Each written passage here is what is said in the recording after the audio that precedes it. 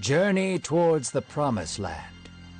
In our last story, we witnessed the heart of Israel falling into slavery to idols and sin.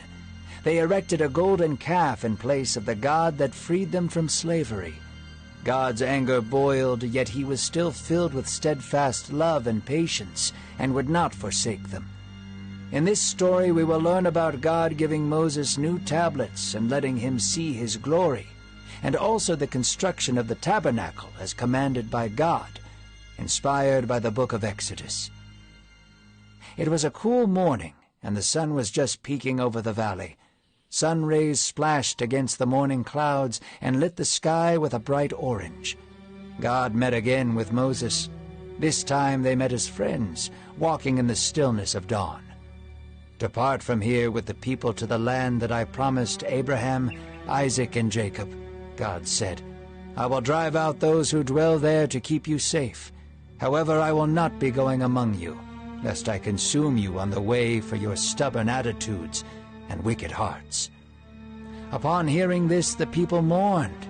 They could not fathom their protector departing from them. The one who parted the seas, sent manna from heaven, and drove out the Amalekites would be gone. It was too much for them to bear. The people removed their jewelry and fine ornaments as a symbol that they cared for their hearts more than their external selves, and they begged God to stay. Moses pitched a tent away from the camp, where people could go to meet with God face to face. He called it the Tent of Meeting. Any time Moses went to the tent, people would rise up to go stand at the entrance. When the glory of God descended to meet with Moses, the people would rise up to worship. Israel struggled in their faith with God, yet they loved him. Years of slavery under Egypt had confused their spirits, yet the thought of God departing from them was almost unbearable. When Moses drew close to God, the people desired to draw close to God as well, especially Joshua, the son of Nun. Moses came to meet with God once again. He came with a boldness Jacob once did on that lonely hill wrestling with God, clinging to him and imploring him for blessing. "How many times have you told me that I have found favor in your sight?" Moses asked. "If I have truly found favor in your sight, please show me your ways." Moses spoke with intensity, for the thought of God not going with them to the Promised Land frightened him.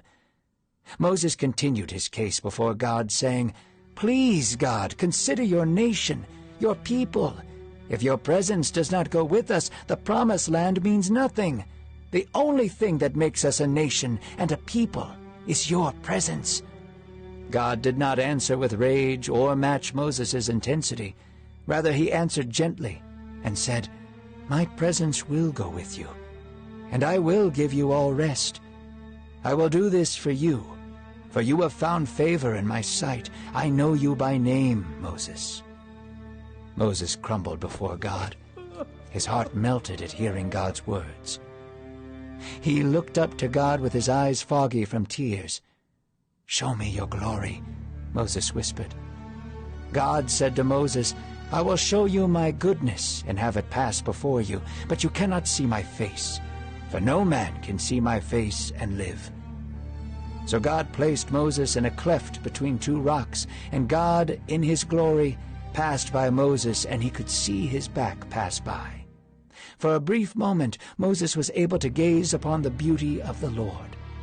A small sliver of eternity glowed before Moses. The maker of the cosmos, the destroyer of stars, and the shepherd of humanity revealed a part of himself to Moses. The true beauty was in God's restoration of his covenant with Israel. Again he wrote on the stone tablets his commandments and promises to his children. He would go before them, walk with them, and be their strength and shelter. Moses left the presence of God with the tablets. His face shone brightly because he had been with God, and the people marveled. They built the tabernacle for God. They had master craftsmen pay attention to every detail given to them. As Israel built the tabernacle, it was almost as if they were mending their fractured relationship with God.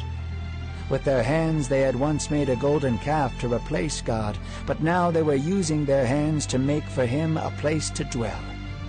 Since the beginning of humanity, it was always God's purpose to dwell with men and women and walk with them in unity, to guide them and provide for them, to give them purpose, meaning, and fulfillment. He did so in the Garden of Eden with Adam and Eve, and even though they sinned, he still protected them. He did so with Abraham's family and walked with them through life. Even though they sinned, he still kept his promises and stayed beside them. And now he would dwell with Israel in the tabernacle. He would go before them and protect them.